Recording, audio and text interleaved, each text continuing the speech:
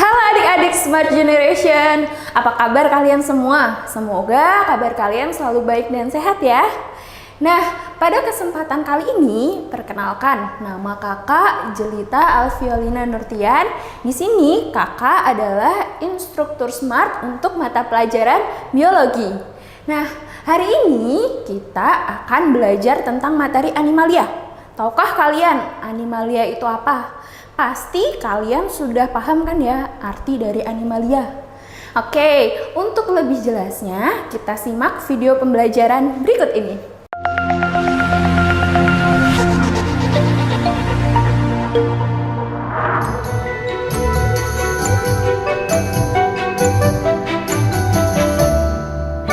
Yuk adik-adik kita bahas tentang materi animalia. Apa yang ada di benak kalian kalau kakak sebutkan tentang animalia? Pasti kalian akan berpikiran ini berhubungan dengan animals atau hewan. Nah, benar sekali adik-adik, ini adalah pelajaran tentang hewan. Jadi, pada materi biologi kali ini kita akan mempelajari kingdom animalia atau kingdom yang isinya adalah hewan-hewan vertebrata dan avertebrata. Yuk kita simak lebih lanjut. Ciri umum dari animalia. Yang pertama, animalia ini adalah organisme eukariotik. Kira-kira apa ya organisme eukariotik itu? Organisme eukariotik adalah organisme yang telah memiliki membran inti. Kemudian yang kedua, dia bersifat multiseluler. Multiseluler adalah organisme ini memiliki banyak sel, ya. Yang ketiga, dia tidak memiliki dinding sel. Tidak memiliki dinding sel ya. Karena yang memiliki dinding sel adalah organisme seperti bakteri, seperti jamur, seperti tumbuhan. Kalau animalia ini tidak memiliki dinding sel. Dia tidak berklorofil sehingga dia bukan merupakan organisme yang bisa berfotosintesis. Lalu apa namanya? Ya, heterotrof. Heterotrof adalah organisme yang tidak dapat menghasilkan materi organiknya sendiri. Nah, untuk lebih jelasnya ada apa aja di animalia, kalian bisa lihat gambar yang ada di sebelah kanan kalian. Nah, adik-adik pasti kalian di sini pernah dan sangat sering menonton film kartun SpongeBob, ya kan? Nah, di sini kita akan membahas materi animalia ini juga berkaitan dengan hewan-hewan yang ada di film kartun SpongeBob. Kira-kira apa aja ya? Nah, di situ ada gambar, ada SpongeBob, ada Patrick, ada Sandy, ada Squidward, ada Twin Crab, ada Paul Crabs, dan ada juga nanti ada ubur-ubur. Nah, lebih lanjutnya apa saja sih yang ada di kingdom animalia ini? Yang pertama ada Porifera, yang kedua ada Coelenterata, yang ketiga ada Platyhelminthes, ada Nemathelminthes, ada Annelida, kemudian ada Echinodermata, ada Arthropoda, ada Mollusca, dan juga ada Chordata. Untuk lebih jelasnya satu-satu ya adik-adik, kakak akan jelaskan satu persatu mulai dari Porifera sampai dengan Chordata. Nah, film yang pertama dari kingdom animalia ini adalah Porifera. Porifera kita sebut juga dengan hewan berpori.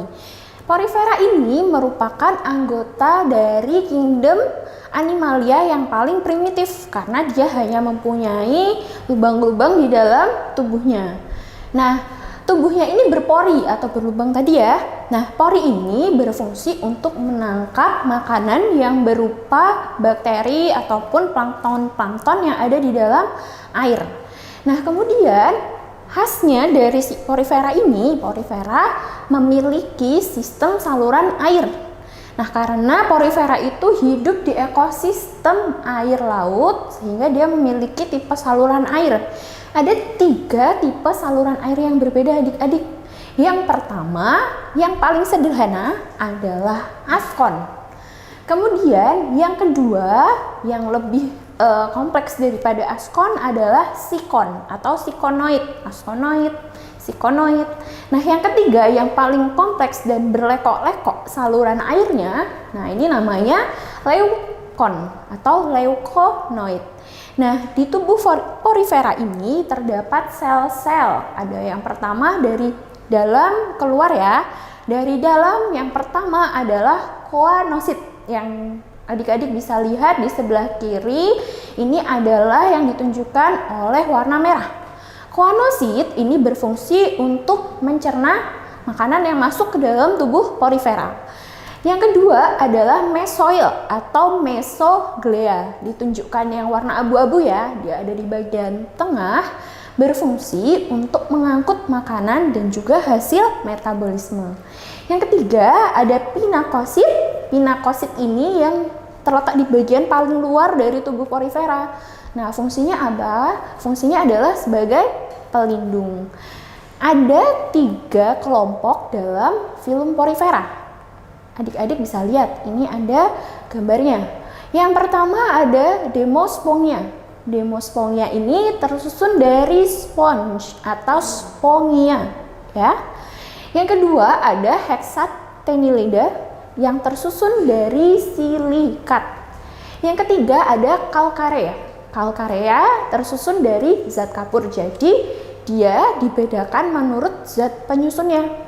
Nah, pasti kalian pernah lihat ini kan, SpongeBob SquarePants. Nah, SpongeBob ini adalah salah satu contoh dari Demospongia atau sponge. Nah, biasanya untuk organisme porifera ini bisa dimanfaatkan untuk sponge penggosok. Nah, gitu ya adik-adik, cukup untuk filum porifera. Kita lanjut ke filum berikutnya. Ada Coelenterata. Coelenterata ini adalah hewan berongga. Jadi tubuhnya memiliki rongga yang berfungsi sebagai rongga alat pencernaan atau kita sebut dengan rongga gastrovaskuler. Nah, tubuhnya berbentuk polip. Polip itu melekat pada suatu substrat atau bisa juga di dasar laut. Nah, kalau yang medusa ini bergerak bebas. Nah, ada anggotanya, ada siapa saja sih? Si Coelenterata ini memiliki turunan-turunan. Nah, ini ada anggota-anggotanya. Yang pertama adalah Ctenophora dan yang kedua adalah Cnidaria. Mereka dibedakan atas dasar kepemilikan alat sengat. Kalau Ctenophora tidak memiliki alat sengat. Kalau Cnidaria itu memiliki alat sengat yang disebut dengan cnidosit. Jangan lupa ya, cnidosit, alat sengat. Nah, kelompok Cnidaria yang pertama adalah hydrozoa. Hydrozoa yang contohnya adalah Hydra dan Obelia. Kalian bisa lihat gambarnya, seperti apa sih Hydra itu, seperti apa sih si Obelia ini, ya. Selanjutnya ada si Scyphozoa. Scyphozoa ini contohnya adalah Aurelia aurita. Cantik ya namanya ya. Nah, tapi nama panggilannya nih, nama panggilannya adalah ubur-ubur. Nah, ubur-ubur itu adalah Aurelia aurita. Yang ketiga adalah Anthozoa. Warnanya pink merekah. Ini adalah salah satu contoh mawar laut. Jadi, kebanyakan hewan Coelenterata ini memang hidup di ekosistem laut. Terus, nah ini ubur-ubur. Ini juga ada di kartun film SpongeBob. Pasti kalian sering kan melihat SpongeBob berburu ubur-ubur. Nah, pasti pernah juga lihat si SpongeBob tersengat oleh ubur-ubur karena si ubur-ubur. Nah, ubur-ubur ini punya alat sengat yang namanya cnidosit. Nah, sekarang kakak tampilkan si Aurelia aurita ini atau ubur-ubur ini. Nah, ubur-ubur memiliki daur hidup. Nah, daur hidupnya ini ada yang menempel, ada yang dia bergerak bebas. Yang menempel kita sebut dengan polip, fase polip. Kalau yang bergerak bebas, dia bisa berenang-renang, itu adalah dia pada fase medusa. Boleh adik-adik simak di bagian sebelah kiri. Ubur-ubur yang telah dewasa pasti akan menghasilkan sel gamet. Nah, ada ubur-ubur yang menghasilkan gamet jantan dan gamet betina. Kemudian, gamet ini saling fertilisasi, akan membentuk zigot. Nah, zigot ini kemudian akan membentuk larva planula. Larva planula ini kemudian akan menjadi polip, menempel pada substrat atau dasar perairan. Nah, polip ini tumbuh secara vegetatif karena tidak ada reproduksi secara generatif ya pada fase polip ini. Nah, polip akan menghasilkan namanya strobila. Nah, strobila akan tertumpuk. Nah, mereka akan lepas satu persatu menjadi ubur-ubur muda atau kita namakan Evira. Nah, namanya cantik lagi kan, Evira. Kemudian ada Aurelia. Nah, si Evira ini akan tumbuh dewasa menjadi ubur-ubur dewasa yang kita sebut dengan Aurelia aurita. Jadi seperti itu ya daur hidup ubur-ubur atau mekanisme perkembangbiakan. Kenapa bisa jadi ubur-ubur? Seperti itu. Dia akan mengalami dua fase, yaitu fase polip dan fase medusa. Nah, filum selanjutnya adalah filum yang dia dimasukkan ke dalam kelompok cacing-cacingan. Bukan cacingan ya, tapi kelompok cacing.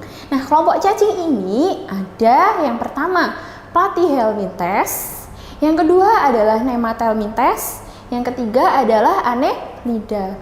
Yang pertama si Platyhelminthes. Platyhelminthes itu adalah cacing pipih adik-adik. Jadi rongga tubuhnya itu tidak ada. Dia tidak memiliki rongga tubuh berbentuk pipih. Nah, yang harus diketahui dari si cacing pipih ini memiliki alat ekskresi yang berupa sel api dan juga sistem saraf tangga tali. Kemudian untuk cacing pipih dibedakan menjadi 3 kelompok. Yang pertama adalah Turbellaria, anggotanya adalah planaria. Yang kedua adalah Trematoda, anggotanya adalah Fasciola hepatica atau cacing hati, ya kan? Yang ketiga adalah Cestoda, anggotanya adalah Taenia saginata dan juga Taenia solium. Apa itu, Kak? Itu adalah cacing pita. Cacing pita ini parasit pada tubuh, ya bisa di hewan sapi, bisa di hewan babi. Dia hidup di ototnya, sehingga ketika kita memasak daging dan kurang matang, nah ini harus hati-hati ya, adanya cacing pita di dalam otot hewan tersebut. Yang kedua adalah Nematelminthes. Nematelminthes ini adalah cacing gilik. Nah, cacing gilik ini memiliki sistem saraf tangga tali juga. Kemudian untuk reproduksinya dia menggunakan gonokoris. Contoh dari Nematelminthes adalah Ascaris lumbricoides, Ankylostoma duodenale. Nah, pasti kalian tidak tahu ya, ini cacing apa sih, Kak? Nah, cacing-cacing Nematelminthes yang sudah Kakak sebutkan tadi ini hidup di, ya ada yang di perut atau kita bilang cacing perut. Ada juga dia cacing tambang. Jadi hati-hati ya, cacing tambang ini bisa masuk ke dalam kaki kita dan masuk ke dalam tubuh. Jadi dia akan menembus kulit kita. Jadi harus hati-hati adik-adik. Yang ketiga adalah Annelida. Annelida adalah cacing gelang. Kita sebut cacing gelang karena dia bulat seperti gelang. Ya, bentuknya ini seperti gelang dan tubuhnya memiliki metameri. Metameri itu seperti segmen ya. Cacing gelang ini bersifat hermaprodit dan dia memiliki sistem peredaran darah yang sederhana dan tertutup.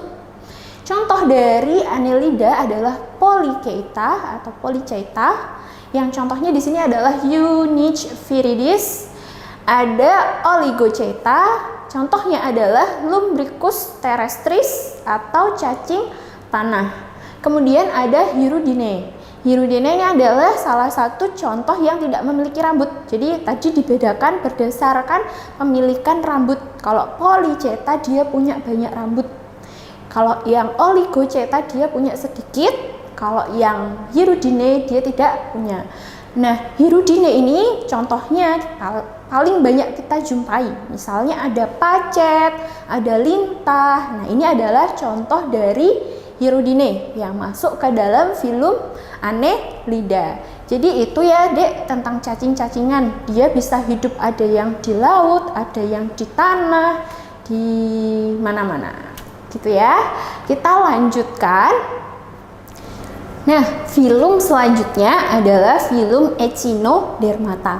Echinodermata ini adalah kelompok hewan yang memiliki kulit duri. Aduh, kulit duri gimana ya? Tajam-tajam ya. Nah, maksudnya adalah dia memiliki permukaan tubuh yang kasar karena tersusun dari zat kapur. Penjelasannya adalah Echinodermata adalah hewan berkulit duri dan dia memiliki sistem pembuluh air atau bisa kita sebut dengan sistem amburakral. Kelompok dari hewan Echinodermata ini adalah, nah pasti kalian tahu apa ini? Ya, ada bintang laut, ada Patrick. Nah, Patrick ini walaupun tubuhnya gempal, nah dia ini adalah salah satu kelompok dari Echinodermata. Nah, yang kelompok pertama adalah asteroide atau kelompok bintang laut. Kemudian ada kelompok timun laut atau holoturoide. Dan yang ketiga ada kelompok echinoide atau yang kelompoknya si bulu babi. Nah, bulu babi ini biasanya dimanfaatkan masyarakat sebagai bahan pangan karena proteinnya yang tinggi. Kalau holoturoide, nah ini bisa juga dia dimanfaatkan sebagai bahan pangan. Ini adalah timun laut. Kelompok selanjutnya adalah arthropoda atau hewan berbuku-buku. Maksudnya buku apa nih? Buku tulis. Nah, bukan Dek. Berbuku-buku adalah hewan berruas-ruas. Jadi tubuhnya memiliki ruas, kakinya juga memiliki ruas. Nah, memiliki tubuh kaki yang beruas-ruas. Ruasnya apa saja? Nah, bagian tubuh terbagi atas ruas kepala atau sepala dan juga ada ruas dada atau toraks. Kemudian ada ruas badan atau perut yang kita sebut dengan abdomen. Nah, pasti kalian tahu ini siapa yang jualan Krabby Patty. Ada Tuan Crab. Tuan Crab ini adalah salah satu contoh dari filum arthropoda. Nah, untuk lebih jelasnya kita lihat di filum arthropoda ini, kalau kakak hafalin ya depannya C-A-M-I, cami. Yang pertama C-nya krustase. Yang kedua A-nya adalah arachnid. Yang ketiga M-nya adalah myriapoda. Yang keempat I-nya adalah insekta. Oke, untuk krustase ini adalah kelompok hewan kepiting-kepitingan, udang, kepiting, lobster, rajungan. Nah, ini adalah kelompok dari krustase. Kakinya berjumlah 5 pasang. Ada 5 pasang berarti ada berapa, Dek? Ada 10. Karena kan berpasangan, jadi kakinya ada 10. Nah, si krustase memiliki 1 pasang antena dan juga 1 pasang mata faset. Krustase bernafas dengan insang. Kelompok yang kedua adalah arachnida. Arachnida pasti kalian tahu, Spiderman, tarantula. Kok Spiderman? Laba-laba maksudnya. Ya, laba-laba, tarantula. Nah, ini masuk ke dalam arachnid atau arachnida. Kakinya berjumlah 4 pasang. 4 ya adik-adik. 4 pasang berarti ada 8. Nah, si arachnida ini satu-satunya anggota dari filum arthropoda yang tidak memiliki antena. Lalu dia juga bernafas dengan paru-paru buku. Kakinya ada 4, bernafas dengan paru-paru buku. Kelompok yang ketiga adalah myriapoda. Myriapoda atau biasa kita bilang dengan hewan berkaki banyak. Kaki 1000, ada kaki 100. Nah, apakah benar kakinya ada 1000? Mau dihitung? Nah, untuk kelompok dari myriapoda ini adalah diplopoda dan chilopoda. Untuk silopoda ini setiap 1 ruas kakinya 1. Kalau diplopoda setiap 1 ruas kakinya 2 pasang. Nah, Dia juga memiliki antena dan juga dia bernafas dengan trakea.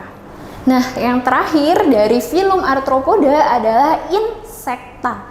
Insekta ini adalah kelompok serangga, ya kan? Serangga ini dibedakan menurut ada atau tidaknya sayap, tipe mulut, dan juga kemampuan untuk bermetamorfosis. Kakinya berjumlah berapa kalau insekta? Insekta kakinya ada 3 pasang. Jadi ada berapa, Dek? Ada 6. Kemudian insekta sama juga, dia memiliki antena. Antena yang berjumlah 1 pasang. Kemudian insekta ini bernafas dengan trakea atau spirakel. Selanjutnya adalah hewan bertubuh lunak atau kita sebutkan dengan moluska. Tubuhnya ini lunak, licin, dan biasanya dia berlendir. Umumnya moluska ini diselubungi oleh cangkang. Ada yang cangkangnya keras, ada yang cangkangnya agak keras. Nah, apa ya anggotanya? Kita simak lagi. Nah, pasti kalian tahu ini ada siapa nih? Ada yang paling disebelin sama SpongeBob, yaitu Squidward. Terus juga ada yang bunyinya meow, tapi dia bukan kucing, yaitu ada Gary Siput. Nah, si Squidward ini masuk ke dalam kelompok yang namanya kita bilang dengan gurita. Kalau si Gary dia masuk ke dalam gastropoda. Nah, yang pertama kelompoknya adalah cephalopoda. Cephalopoda tadi ada gurita, ada juga loligo.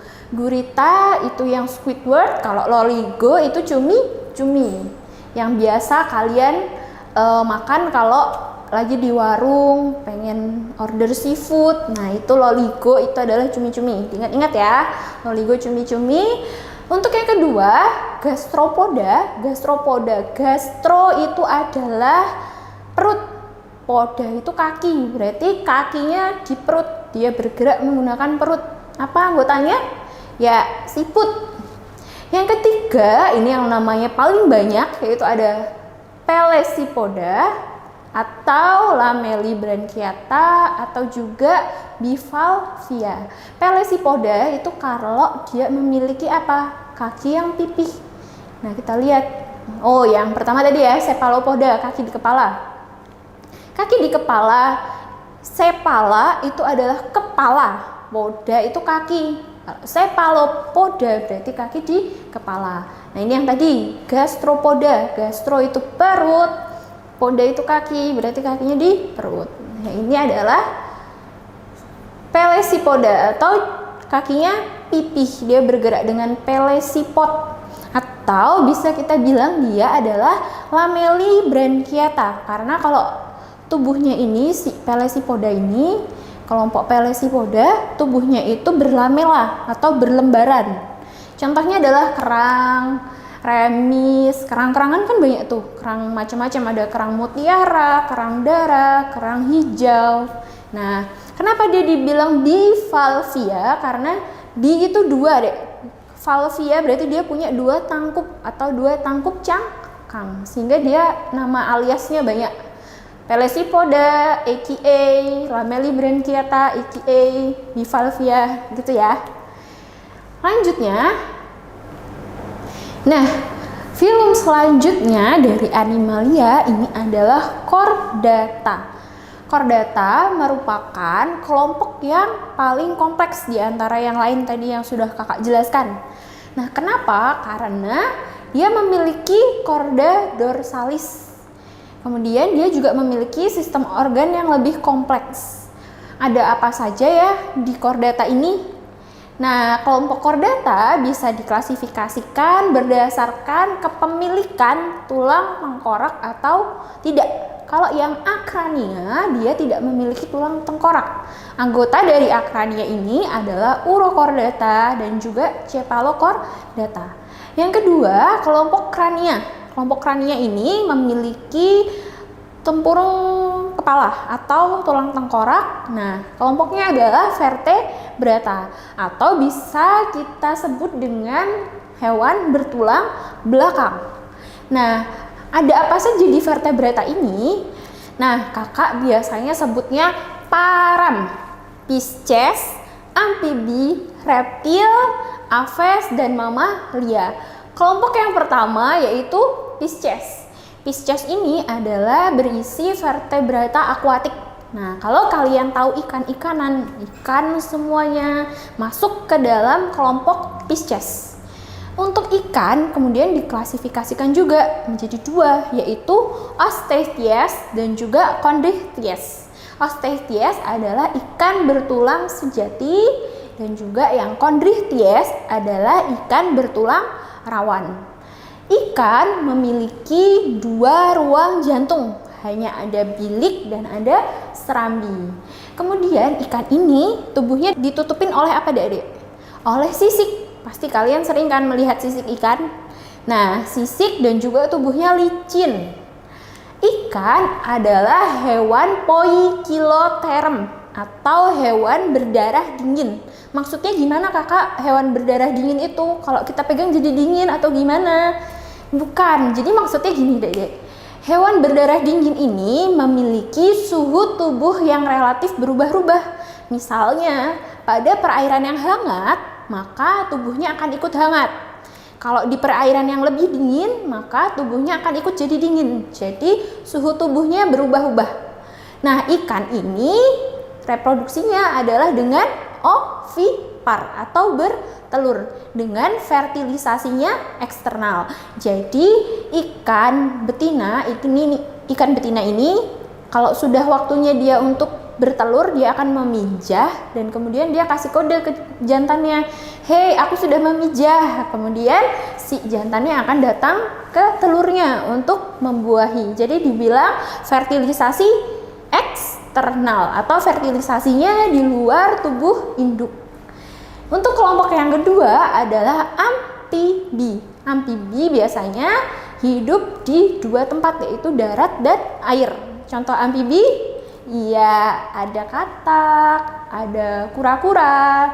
Nah, amfibi ini bernafas dengan kulit sewaktu dia masih kecil, kemudian kalau dia sudah dewasa, dia akan bernafas dengan paru-paru. Nah, pada fase berudu, si katak ini bernafas dengan insang. Amfibi memiliki jumlah ruang jantung yang ada 3.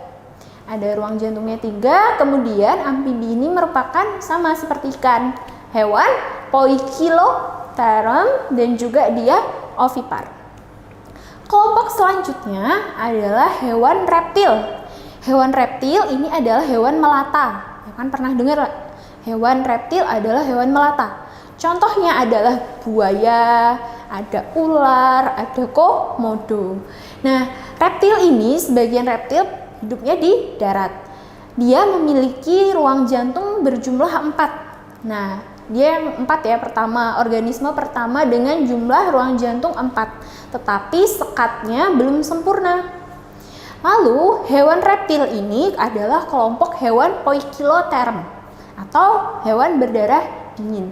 Reproduksi hewan reptil adalah dengan ovipar atau sebagian juga ada yang dengan ovovivipar. Artinya, ovovivipar itu dia sumber nutrisinya adalah dari telur atau bukan dari induk langsung. Seperti itu ya adik-adik. Kemudian kelompok yang keempat adalah aves. Aves adalah kelompok hewan unggas, burung. Tubuhnya tertutup oleh bulu. Jadi jangan kebalik ya, bulu. Bulu itu menutupi bagian tubuh aves. Aves adalah hewan dengan ruang jantung berjumlah 4. Biasanya dia bisa terbang, pasti karena dia memiliki sayap.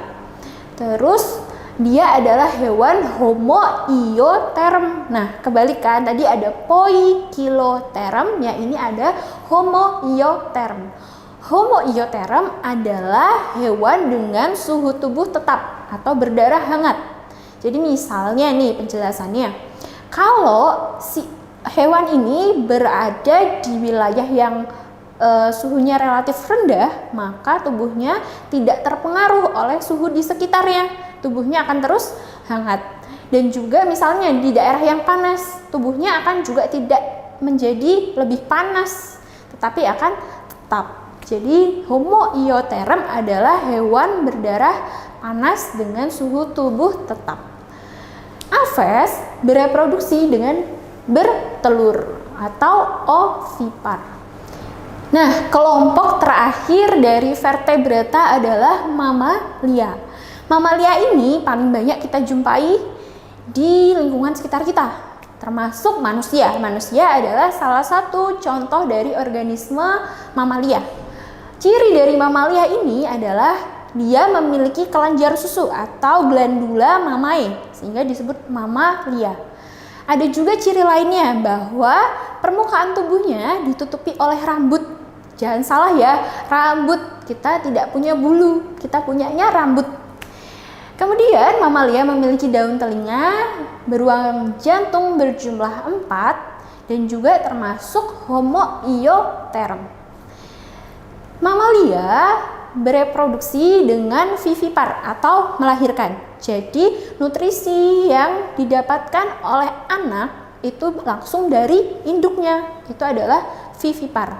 Selanjutnya, nah adik-adik, tadi kita sudah belajar tentang materi animalia. Ada hewan-hewan vertebrata, ada hewan-hewan avertebrata. Nah, sekarang saatnya kita latihan soal. Soal yang pertama, di antara pernyataan di bawah ini yang paling tepat untuk menggambarkan arthropoda adalah A. Kelas ini hanya terbatas pada arachnida dan krustase. B. Kelompok ini tidak memiliki alat gerak bersegmen dan berpasangan. C. Kelompok ini tergolong kelompok yang tidak sukses di alam karena keterbatasan habitat dan sumber nutrisi. Yang D. Kelompok ini memiliki kerangka luar yang tersusun dari peptidoglikan. Yang E. Kelompok ini memiliki sistem peredaran darah terbuka. Kira-kira jawabannya apa ya adik-adik? Tadi arthropoda. Arthropoda cirinya apa? Terus kalian bisa memetakan cirinya ini punyanya arthropoda bukan ya? Nah, kita lihat dari opsinya satu-satu. A atau B atau C atau D atau E. Nah, sekarang kakak keluarkan jawaban yang benar adalah teteret. Kelompok ini memiliki sistem peredaran darah terbuka. Nah, peredaran darah terbuka ini adalah peredaran darah yang tidak melewati pembuluh.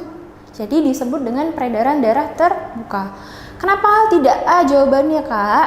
Nah, kita lihat lagi bahwa kelas pada arthropoda ini tadi ada apa aja? Ada cami, krustase, arachnid, myriapoda, dan juga insekta. Sehingga opsi A salah.